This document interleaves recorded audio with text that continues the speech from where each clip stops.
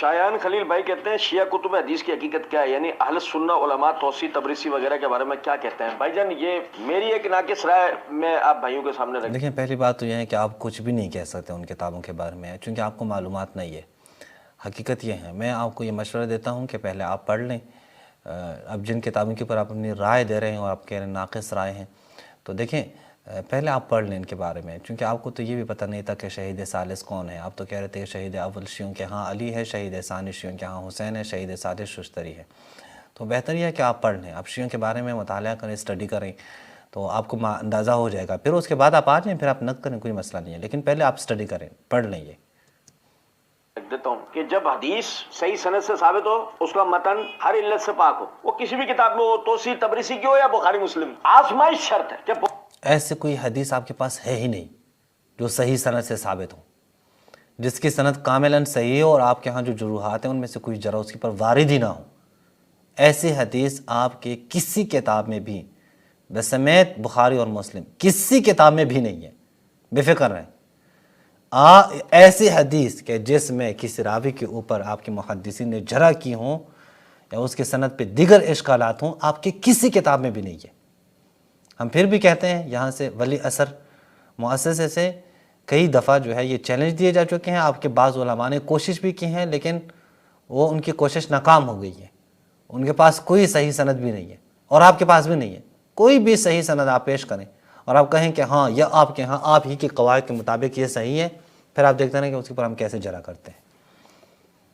جب بخاری مسلم کی سندیں دیکھ لو، ان کے متون دیکھ لو، اور توسی تبریسی کی سندیں اور متون دیکھ لو، طالب علم ہوگے آپ بات سمجھ جاؤ. اب نہ کہیں، اب ہماری کتابوں کے بارے میں اگر آپ چاہیں کہ اب ہماری کتابوں کو نقد کرنا شروع کریں کہ وہ پتہ نہیں یہ توسی اور تبرسی فلاں فلاں ان کی کتابیں دیکھیں، ان کی اب سندیں دیکھیں، تو آپ کے اپنے علماء کے اعترافات موجود ہیں.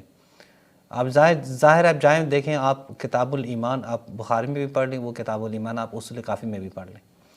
آپ کتاب التوحید اپنی بخاری میں بھی پڑھ لیں، کتاب التوحید پھر ہماری کتابوں میں بھی پڑھ لیں. آپ کو اندازہ ہو جائے گا کہ دراصل وہ علوم انبیاء کس کے پاس ہیں، یہ واضح ہو جائے گا آپ کا. دیکھیں سند جو ہے نا، سند اس کے اوپر آپ لوگوں نے بہت بڑا سارا شور بھی مچایا ہے، سند ہی دین ہے، جو سند نہ ہو تو پھر یہ ہے اور فلاں ہے.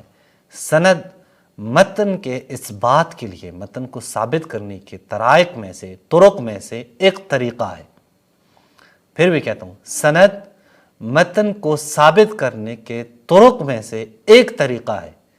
انحصار نہیں ہے متن کا سند کے اوپر.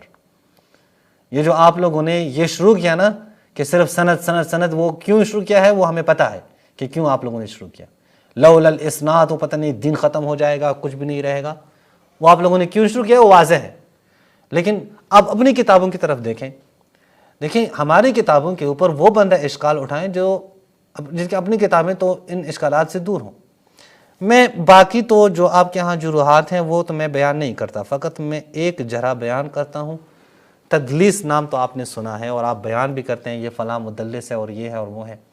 میں ناظرین کے لیے کہتا ہوں، اگر آپ اہل علم ہیں تو آپ کو تدلیس کا معنی پتہ ہوگا. ناظرین کے لیے میں بہت ایک آسان معنی کرتا ہوں، تدلیس فراڈ کو کہتے ہیں. تدلیس جو عیب کو چھپاتے ہیں. تدلیس مدلس وہ شخص ہے کہ جو عیب کو چھپا لے. مدلس وہ شخص ہیں کہ جب کوئی شخص کوئی چیز بیچ رہا ہو آپ کی طرح، آپ کو اس میں اگر کوئی عیب ہے تو وہ آپ کو نہ بتائیں. دیکھو کتنی بڑی خیانت ہے یہ. اب یہاں پہ حدیث میں یا جو آ کے تدلیس کریں، ان کوئی عیب موجود ہے وہ آپ کو نہ بتائیں، اس کو کہتے ہیں مدلس راوی. یہ راوی پہ مدلس بن جاتا ہے، یعنی فراڈی بن جاتا ہے، فراڈ کرتا ہے آپ کے ساتھ. اب دیکھتے ہیں کہ اہل سنت کی کتب میں کتنے راوی فراڈی ہیں اور کتنے راوی فراڈی نہیں ہیں. اہل سنت کی کتب کو ابھی ہم دیکھ لیتے ہیں، اس کو ہم جانتے ہیں، ان کو ہم پڑھتے ہیں، تو پھر سب کے لیے واضح ہو جائے گا کہ یہ بات جو کرتے ہیں کہ پتہ نہیں ان کے ہاں سند کا بڑا زبردست سسٹم ہے. بخاری مسلم کو دیکھیں، اس کی کیا حیثیت اور کیا معلوم ہو جاتی ہے.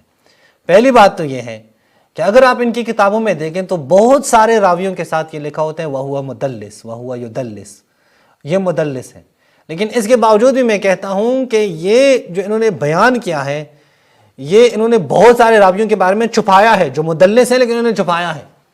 اور ان کے خود اپنے علماء کے اقرار موجود ہیں کہ ہاں ہم نے چھپایا ہے، اگر ہم نہ چھپائیں تو حدیث کا بیڑا غرق ہو جاتا ہے، کچھ بھی نہیں بچتا۔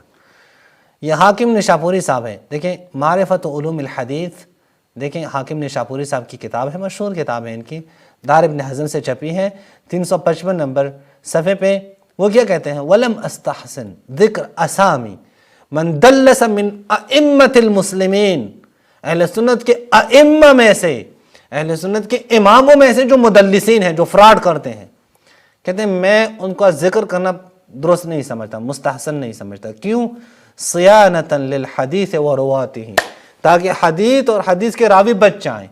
اگر بیان کیا، امام حاکم کہتے ہیں کہ اگر میں بیان کروں کہ وہ جو ائمۃ المسلمین ہیں، اہل سنت کے ائمہ ہیں، وہ جو ان کی تدلیس اگر میں بیان کروں کہ وہ کتنے مدلسین ہیں، کہ کتنے تدلیس وہ کر رہے ہیں، تو نہ حدیث رہ جائے گی نہ راوی رہ جائیں گے، تمام سب کچھ ختم ہو جائے گا۔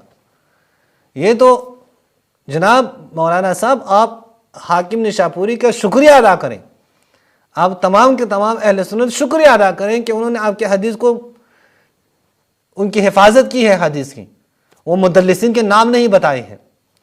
تو یہ خود ایک میرے خیال تدلیس ہے کہ آپ کے مدلسین کے نام کا پتہ ہے، آپ پھر بھی نہ بتائیں۔ یہ آپ دیکھیں زاد المعاد فی ہدی خیر العباد، ابن قیم الجوزیہ صاحب کی کتاب ہے، اس کی جلد اول پہ وہ کہتے ہیں کہ ثوری کہتے ہیں کہ بہت کم افراد ہے، وَقَلَّ مَنْ سَلِمًا، بہت کم افراد ہے کہ جو مدلس نہ ہوں، باقی سارے کے سارے مدلس ہیں۔ یہ آپ کے ثوری صاحب کا کہنا ہے کہ بہت کم افراد ہیں جو مدلس نہیں ہے، باقی سارے مدلس ہیں۔ یہ آپ ہی کی کتاب سے، آپ ہی کی زاد المعاد سے میں نقل کر رہا ہوں۔ اچھا، آپ کے ہاں حتیٰ کہ امیر المومنین فی الحدیث ہوں، وہ بھی مدلس ہیں۔ یہ آپ دیکھیں مسند ابن جعد جزء اول پہ، جلد اول پہ، حدثنی کون؟ یحییٰ بن معین، سمعت یحییٰ بن یقول الثوری امیر المؤمنین فی الحدیث، سفیان الثوری کیا ہے؟ امیر المؤمنین فی الحدیث ہے، وکان یدلس، لیکن فراڈ کرتے ہیں۔ جو امیر المؤمنین فی الحدیث، جو آپ کے ہاں احادیث کے مراتب میں سے سب سے بڑا مرتبہ ہے، حاکم، حافظ، فلاں فلاں سارے مراتب جو آپ کے ہاں ہیں، ان میں سے سب سے ٹاپ آف دا لسٹ مرتبہ امیر المؤمنین فی الحدیث، وہ بھی فراڈ ہی نکلتے ہیں۔ اچھا چلیں، یہ اب دیکھیں کہ ان کے ہاں امیر المؤمنین فی الحدیث بخاری صاحب فراڈی ہیں یا نہیں۔ یہ میزان الاعتدال ہیں، چونکہ تدلیس کا معنی ہی فراڈی ہے سر، میں کوئی توہین نہیں کر رہا۔ فی نقد الرجال، یہ ذہبی صاحب کی کتاب ہے، یہاں پہ جزء رابع پہ صفحہ نمبر آپ دیکھیں 121 پہ کیا کہتے ہیں؟ عبداللہ بن صالح، یا عبداللہ بن صالح کا تذکرہ کرتے ہوئے وہ کیا کہتے ہیں کہ بخاری نے اس سے روایت لی ہے لیکنہ یدلسہ، لیکن بخاری یہاں اس کے نام میں تدلیس کرتا ہے، تدلیس کرتا ہے سر۔ بخاری صاحب مدلس نکلتے ہیں، آپ کے اپنا عالم کہتے ہیں لیکنہ یدلسہ، قلت یعنی ذہبی صاحب کہتے ہیں، تو یہ تدلیس کر رہے ہیں، یہ آپ کے ہاں مدلسین میں سے شمار کیے جاتے ہیں۔ اچھا، اگر آپ دیکھیں تو خود آپ کے ہاں آپ کے صحابہ بھی مدلس ہیں، آپ کے صحابہ بھی، وہی تدلیس کا اردو میں معنی کروں، فراڈی ہیں، دھوکہ دیتے ہیں لوگوں کو، حدیثوں میں جو عیب ہوتے ہیں وہ بتاتے نہیں ہیں۔ سیر اعلام النبلاء دیکھ لیں ذرا، سیر اعلام النبلاء شمس الدین الذہبی صاحب کی کتاب ہے، یہاں دوسری جلد پہ شعیب ارناؤد کی تحقیق کے ساتھ وہ کیا کہتے ہیں؟ شعبہ کہتے ہیں کان ابو ہریرہ یدلس۔ اچھا، یہ تو شعبہ کے قول ہے، ممکن آپ آ کے کہیں گے او یہ تو ضعیف ہے، فلاں ہے فلاں ہے۔ یہ قلت کون کہتا ہے؟ یہ قلت کون کہتے ہیں؟ شمس الدین الذہبی، وہ کہتے ہیں تدلیس الصحابہ کثیر، صحابہ کی تدلیس بہت زیادہ ہے۔ ابو ہریرہ مدلس ہیں، صحابہ کی تدلیس بہت زیادہ ہے، شمس الدین الذہبی کہتے ہیں۔ یہ آج کل کے گلی و بازار والا مولوی نہیں ہے شمس الدین الذہبی۔ شمس الدین الذہبی وہ آدمی ہے جن کے بارے میں طبقات الحفاظ میں جلال الدین سیوطی کہتے ہیں یہ 4 افراد میں سے وہ آدمی ہے، وہ ایک فرد ہے کہ جن کے دسترخوان پہ اہل سنت بیٹھ کے کھانا کھاتے ہیں، جن کے دسترخوان سے اہل سنت، اگر یہ نہ ہو تمام اہل سنت کے پاس کچھ بھی نہیں بچتا۔ بہت سارے علوم اہل سنت کے ہاں وہ خراب ہو جاتے ہیں، ان کے اقوال پہ اہل سنت چل رہے ہیں، ان کے تصحیحات پہ اہل سنت چل رہے ہیں، ان کے توثیقات پہ اہل سنت چل رہے ہیں، ان کے تجریحات پہ اہل سنت چل رہے ہیں، اور وہ کہتے ہیں قلت کہ کیا ہے کہ صحابہ کی تدلیس تو بہت زیادہ ہے. میں نے باقی تمام چیزیں کہ اس کا حافظہ چینج ہے، یہ وہم کا شکار ہے، یا فلاں ہے اور یا فلاں ہے، میں اس کی بات نہیں کر رہا. میں صرف اور صرف آپ کے سامنے لے کے آیا ہوں، صرف تدلیس کے باب لے کے آیا ہوں کہ تدلیس آپ دیکھیں کہ تدلیس میں آپ کی کیا صورتحال ہے. آپ کے تمام محدثین راوی سب کے سب فراڈی نکلتے ہیں، حتیٰ کہ صحابہ تک. یہ سارے آپ کے اپنے علماء کے اقوال کے مطابق. اگر میں صرف اور صرف مقایسہ کروں کہ خود امام بخاری کے کتنے اوہامات ہیں جو آپ کے ہاں، صرف اوہام کے اوپر آ جاؤں. ابھی تو میں تدلیس کے اوپر کیا نا، ابھی صرف اوہامات بتا دوں. امام بخاری کے اوہامات، پھر آپ کیسے مقایسہ کرتے ہیں؟ آ کے کہتے ہیں کہ وہ پتہ نہیں ہے، ہمارے ہاں کے دیکھ لیں اور شیعوں کے ہاں دیکھ لیں. بالکل زمین و آسمان فرق ہے. شیعہ کے ہاں جو شیخ کلینی ہیں وہ بہت اعلیٰ مرتبے کے آدمی ہیں. آپ کے ہاں جو امام بخاری ہے اس کی تکفیر خود آپ کے علماء نے کی ہے، اس کو مدلس خود آپ کے علماء نے کہا ہے، بلکہ وہ اوہامات کے شکار تھے. دیکھیں ذرا سیر اعلام النبلاء، دیکھیں سیر اعلام النبلاء، یہاں پہ جلد خامس پہ صفحہ نمبر 194 پہ بخاری نے تذکرہ کیا ہے کہ یہ راوی کون؟ یہ قاسم سمع علی و ابن مسعود ھذا من وہم البخاری، یہ بخاری کا وہم ہے. آگے بڑھیں، عبداللہ بن کثیر قد وہم البخاری، بخاری یہاں پہ بھی کیا ہے؟ وہم کا شکار ہوا. اس نے کہا یہ بنی عبد الدار میں سے ہیں، لیکن یہ بنی عبد الدار کا نہیں ہے. الکاشف، یہ بھی کس کی ہے؟ ابن شمس الدین الذہبی کی کتاب ہے.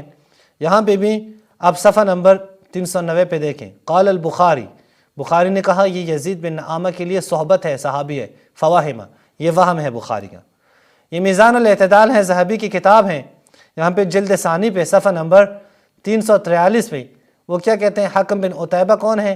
وَقَدْ جَعَلَ الْبُخَارِ هَذَا وَالْحَكَمْ بن عتیبہ الامام المشہور واحداً، بخاری نے ان دو کو ایک گنا ہے. فَعُدَّ مِنْ أَوْهَامِ البخاری، یہ بخاری کو وہم ہوا ہے. یہ تاریخ الاسلام ہے شمس الدین الذہبی کی. یہاں پہ آپ دیکھیں صفحہ نمبر 364 پہ وہ کہتے ہیں محمد بن سبی الموصلی ذکر البخاری انہو بغدادی، بخاری نے اس کو بغدادی شمار کیا ہے. فواہمہ، یہ وہم کا شکار ہوا ہے بخاری. یعنی کتنے ایسے اور حوالے ہیں جہاں پہ بخاری وہم کا شکار ہو جاتے ہیں. اصلاً اوہامات کے اوپر باقاعدہ کتابیں لکھی گئی ہیں کہ یہ کیا نام ہے، یہ بخاری کے وہم کے شکار ہو چکے ہیں.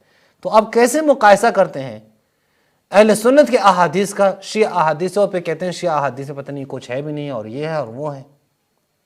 سر اپنی کتابوں کی طرف نگاہ کریں، آپ اپنی ہی قواعد اور اصول کو دیکھیں، آپ اپنی ہی محدثین اور آپ اپنی ہی علماء کے اقوال کو دیکھیں کہ آپ کے ہاں یہ باب بہت مجروح ہے.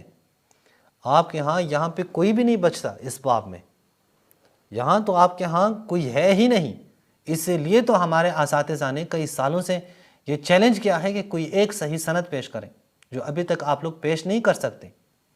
ہمارے اساتذہ کا کئی دفعہ اس کے اوپر چیلنج ہے. عربی میں موجود ہیں، فارسی میں موجود ہیں، حتیٰ اردو میں موجود ہیں.